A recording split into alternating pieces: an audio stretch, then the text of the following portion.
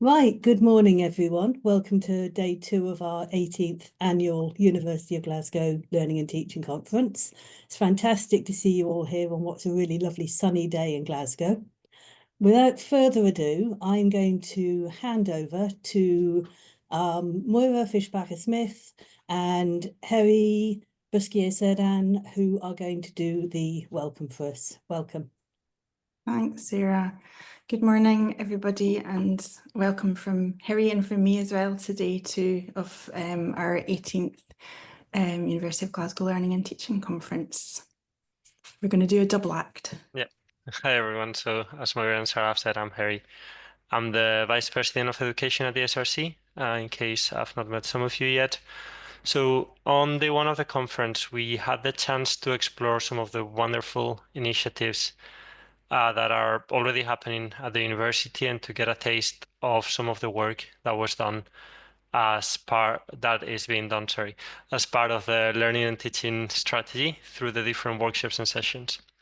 From scholarship of learning and teaching, active learning, and peer evaluation to the challenges and opportunities of Gen AI, ways of funding student-staff partnership projects, and curriculum for life, the sessions in day 1 gave the opportunity to explore these topics in depth and to get attendees thinking about how to incorporate some of these approaches into their professional practices.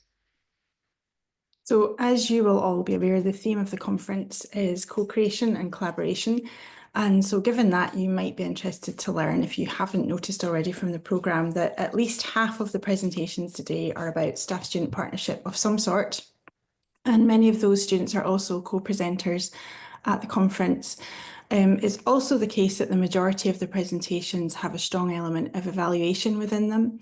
And so they are the outcome of well-planned, well-evaluated learning and teaching projects. And that's a growing feature of the work here at the university.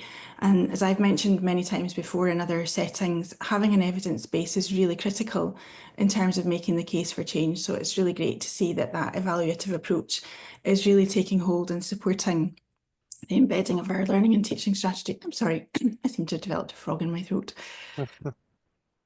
Yeah, as Moira said, many of the presentations today have students who have been involved in partnership projects, and I can't stress enough how good an opportunity this is for everyone here today to hear about their reflections and their experiences. Having the chance to contribute to the development of your own student experience and also being recognized for it is so unique and rewarding. And I am sure that the presentations today will give those in the audience who are still unsure about how to work in partnership with students the necessary inspiration to do it. So during day 1, Heri spoke about the changing nature of the student population and some of the challenges that they face. And we thought we'd build on that with you today as active learning is an effective means of engaging and learning, we have a quiz. If you are on the ACDP programme, you've got an advantage because I used a slightly longer version of this a few days ago with some of the ACDP participants. But we thought a few questions just to land some of the messages about the nature of the population that we are currently working with as our student partners.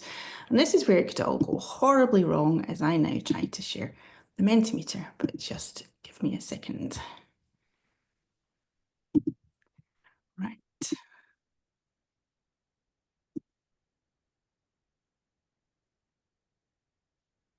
Working okay for you? Yep. Okay. So first question is, oh yeah, there's the Menti code. If you want to go to menti.com, I'm getting ahead of myself, and join using the code at the top of the screen.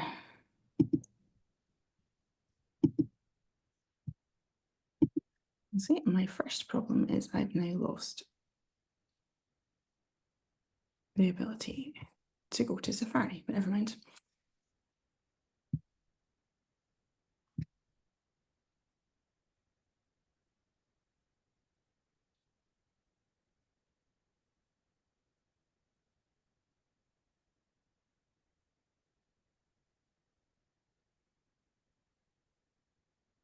Okay, interesting.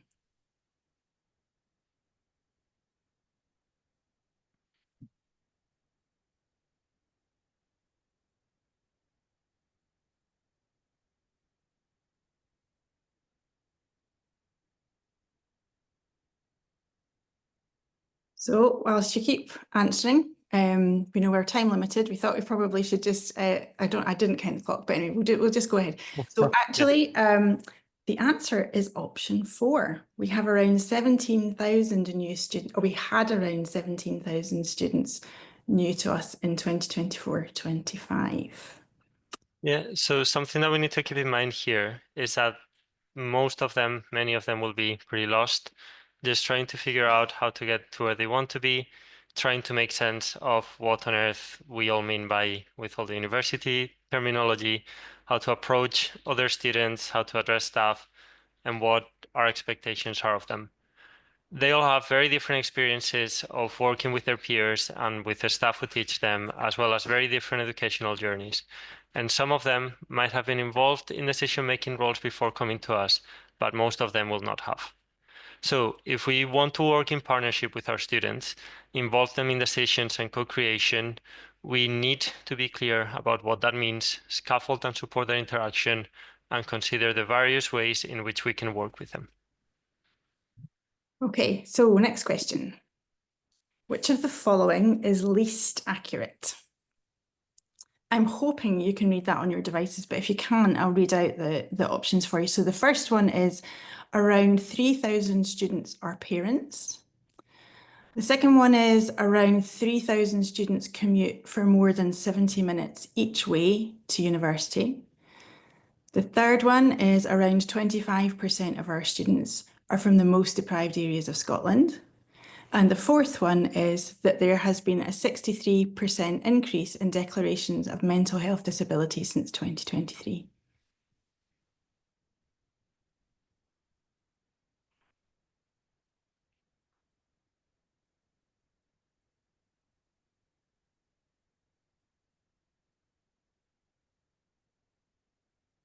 It is difficult, yeah. So keep in mind, they're all broadly accurate.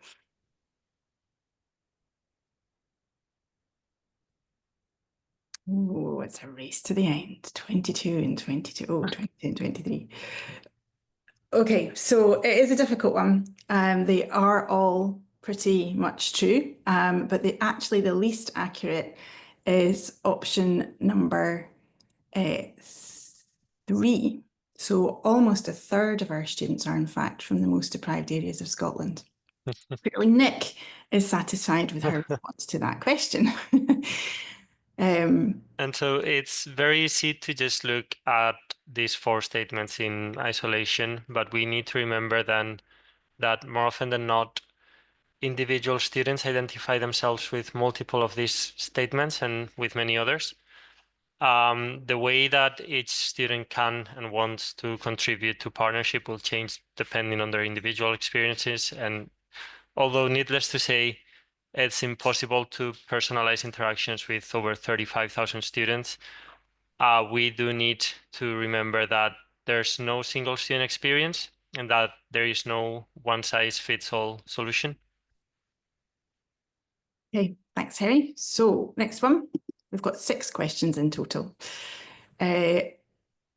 According to the 2024 Student Academic Experience Survey, how many hours per week do students work? And that's combining study and part-time work. So it's their formal learning hours as well as their part-time working hours.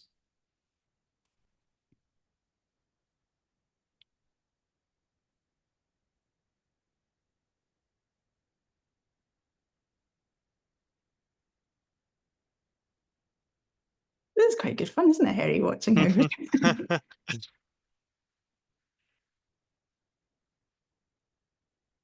Okay, so actually, a slightly trick question because there are 2 correct answers.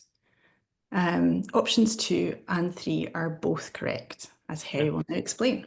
And if I remember correctly, just seeing Paul's comment in the chat, it is a bit higher in Scotland.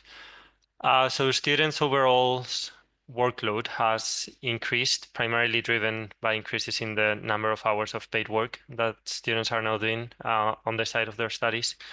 So students now spend an average of 42 hours a week between paid work and study, up from 35 in 2021.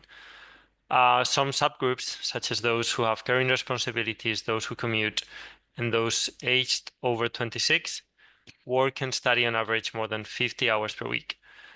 So as you can imagine, this leaves a very small amount of time for societies, leisure, sport, and anything else that isn't purely work or study related. So if we create partnership opportunities, recognition, reward, timing, flexibility, but most of all, understanding, are key contributors to making them as accessible as possible. Okay, question 4. Specific number. What percentage of our student population are international students?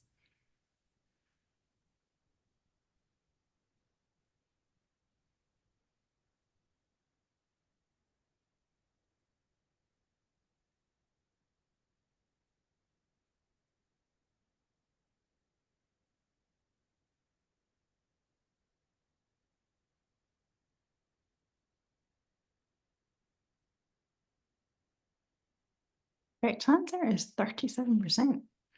So if you think about the earlier question about a third of our students being from widening participation backgrounds and then 37% from international, we've got quite a two quite distinct populations. Mm-hmm. And international students come to university with a decent range of skills, interests, experiences. Many of them will have previous work experience, while others come to us straight out of high school. Whatever their background, most of them, I think it's international from the UK, like from outside the UK. Yeah. Mhm. So whatever their background, most of them are unfamiliar with the approach to partnership that we take in tertiary education in Scotland, and more specifically at the University of Glasgow. Many international students are also PGT, and so they stay at the university for a short amount of time. And so it's imperative that we articulate clearly and in a way that they understand how they can benefit from and work in partnership with the university. Next question. So it's a slight variation on the previous question. It's not the same one though. There has been a what percentage increase in declarations of disability, previous question was specifically about mental health, through UCAS since 2022?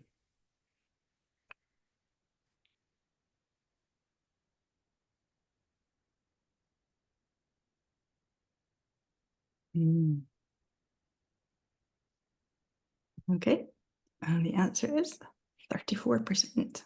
That's actually 33.8. So there's been a 33.8% increase in declarations of disability just since 2022. Since 2023 alone, as we put in the earlier question, a 63% increase in declarations are related to mental health disability alone. In hard numbers, just to give you a sense of what that means for the university, in 2020-21, we had 2,584 students registered with disability services. By 2023-24, there were 4,077 registered. And then we need to take into account the fact that there will be a number of students who have undisclosed disabilities, and we have an anticipatory duty to meet those students' needs, whether they're declared or not. Okay. So there's what comes to my mind here is that expression that some of you may be familiar with of nothing about us without us. So it's really important that we involve students with disabilities in the design of the learning, teaching, and assessment approaches that the university takes. This has always been important, rightly so, but with numbers growing, it's becoming more pressing than ever. Accessible partnership initiatives offer the opportunity to ensure that there's full participation on the part of students with disabilities so that their voices can be heard, their needs addressed, and their contributions recognized. Thanks, Heri. Okay, last question. When asked what most worries on new undergraduate students about starting university? And we'll need to do this quite quickly because I'm watching the time and we've still got a wee bit to go in our. We've misjudged the timing of the quiz, Heri. Money. Money.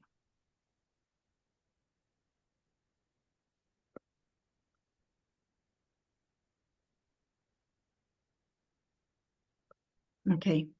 I think we probably should just capture more or less all of those and say that I think from what we said, we get the feedback we get from students, pretty much everything that you have put up there is relevant, but the top one, by and large, is whether or not they will make friends. So starting university is a huge life change, and as with all big changes, it can be really hard to navigate and can feel quite isolating. And so to properly support students through this transition, we need to listen and incorporate their lived experience into our thoughts and practices. We'll hear more about supporting transitions in one of the sessions today. But before I hand back to Moira, I just wanted to point out that all kinds of student-staff partnership are also a great way for students to meet new people. So maybe they can kill two birds with one stone. Thank you. So we just have a few thoughts that we wanted to share after the quiz, just to bring out some key points. So co-creation and collaboration, I mean, I think it's fairly obvious to say they sound like singularly positive, self-evident good features of higher education setting, don't they? But if that's the case, then why don't we see this even more in our university as well as elsewhere? And why are there sometimes negative attitudes or nervousness about partnership? There is actually a substantial literature on collaboration, partnerships and networks generally, as well as a lot of insightful work on student partnerships from colleagues such as Professor Cathy Boville at Edinburgh University, who many of us know well. And some of the themes that come from that work might be helpful for us in thinking about what we might need to do within the university to further partnership working. That is, partnership between staff, partnership between students and staff, partnership between students and partnership with other stakeholders such as community organisations and employers, all of which are important, as you know, from the ambitions we have around learning and teaching, some of which Heri and Wendy talked about last week. For partnerships to be effective, they do really need to be underpinned by trust, and that can take time to develop. We have to invest time, energy and commitment with some openness about the outcome. There needs to be an appreciation of the need for power dynamics to change. And in a student-staff relationship, that can be a challenge. Some colleagues will find it hard to retain what they understand to be their position as an expert when ceding control or power to someone at potentially quite an early stage of their university learning. Having done research on collaboration and partnership for many years, albeit in different settings, I've read and studied a great deal about how there's often also limited recognition of the need to be clear at the outset about the duration of a partnership, the purpose of collaboration, how to approach partners if things aren't going to plan, and how to address differing values or culture change within a partnership. And none of that is easy for a new student in a new environment. It's really important that we're clear about the different types of partnerships and collaborations too. So there could be collaborations, for example, to lobby for change or to pursue new policy development. It could be to undertake a programme of work, or it could be to address deeply held cultural norms and practices, and so contribute to the longer term process of change. And the latter can be particularly challenging for all of those involved. So I think we need to embark on our agenda for collaboration and partnership with some sensitivity to the fact that many colleagues will not know where to begin to work in partnership with others beyond what they're used to in their own area of research and some disciplines. So some disciplines are more team-based than others. Indeed, some are still, the solo scholar remains the predominant mode of working. So some colleagues will have quite limited exposure to partnership forms of working and will know that to be mainly with their peers. And we also need to keep in mind that it's still the case that teaching is itself often quite a solitary and personal activity that peers aren't involved in. So that's a staff dimension to this issue, and add to that, as we've already discussed in this opening session today, our students come from an array of educational backgrounds, and for many, the idea of peer learning, active learning and working with their lecturers will be not only unusual, but also potentially somewhat intimidating. We also need to be prepared to have our assumptions challenged, our normal practices adjusted, and to commit to adopting the changes that we identify. So in a paper in Teaching in Higher Education in 2021, Tanya every time I try and practice this to get it wrong, Lubitsch, Navroka and Cathy Boville refer to the work of Johansson and Felton, who, when writing about transformation through partnership, identify 4 steps that should be followed. 1, a disruption of a previous way of looking at the world, followed by 2, a reflective analysis of one's understanding assumptions, 3, verifying and acting on these new understandings, and finally 4, integrating these new ways of being into everyday life. Now, not too many of us will feel that we have the time or inclination to go out of our way to invite disruption into our lives, but reflecting on our assumptions can be uncomfortable and sometimes quite confronting. But that is what's necessary if we're to transform education so that it prepares our students for the future and so that we can create an equitable and inclusive community. And it's all of us who need to be open about this, those who teach, those who support teaching, and our students. We need to not only look at we only need to look at the upskilling needs we face right now in order to keep up with the rapid pace of change in our workplace, for us to have just a sense of what higher education may need to look like by 2030 and how we will all need to adapt and change. So today we have much to celebrate about partnership and co-creation, and across the sector there are many others we can learn from and with. I would like to challenge ourselves to be the best in the sector for student partnership. What a great next 10 years of education at the university we could have if we set ourselves up to be outstanding in what we achieve through a renewed and transformative approach to student partnership. So let's take the time over the coming weeks and months as we develop this next learning and teaching strategy to think about what we could do through partnership, how we can scaffold partnership working for students and staff, and how we can support networks and collaborations to flourish, and how we recognise and celebrate the outcomes of that in the years to come. Thanks for listening to us, and thanks as always to Sarah and the Subtle team for giving us the opportunity to hear about the amazing work done by staff and students across the institution. I hope you enjoy the rest of the day, and having already heard about some of these projects myself, I can say that you will be blown away by the quality and impact that partnership has had and will have in shaping the University of Glasgow. Hear, hear, and thank you both. We do have 5 minutes left before the next sessions start for you to get into the next rooms. I'm going to drop the links for the next sessions into chat, but if anybody would like to take the mic for a minute or two and just thank Moira and Heri, or if anybody's got a burning question they would like to ask, please go ahead.